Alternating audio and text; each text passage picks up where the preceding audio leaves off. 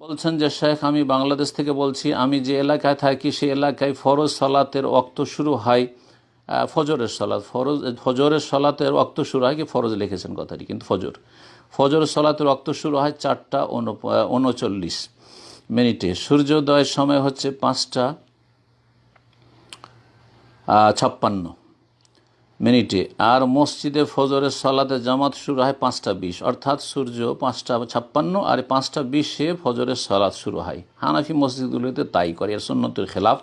মাকরু অপছন্দনীয় সালাতে তারা অপছন্দনীয় সময়ে তারা সালাত আদায় করে ফজরের, এই ফজর আর আসরের সাথে তারা বড়ই দুর্ব্যবহার করে এবং সুন্নতের খেলাফ মাকরু অপছন্দনীয় সময়ে তারা সালাতগুলি আদায় করে। কিন্তু ততক্ষণে পরিবেশ অনেকটা আলোকিত হয়ে যায়। এই অবস্থায় আমি কি করব? আমি কি অন্ধকার থাকা অবস্থায় ঘরে সালাত আদায় করব? হ্যাঁ, রাসূলুল্লাহ সাল্লাল্লাহু আলাইহি ওয়াসাল্লাম সালাত আলী ওয়াক্তিহা বলেছেন একটি হাদিসে, তো আপনি আউয়াল ওয়াক্তে সালাত আদায় করেন।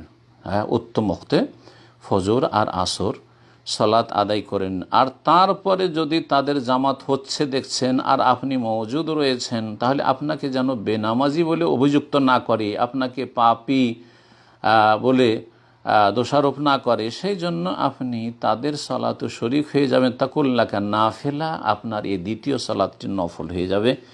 এইভাবে তাদের সাথেও জামাতে থাকবেন।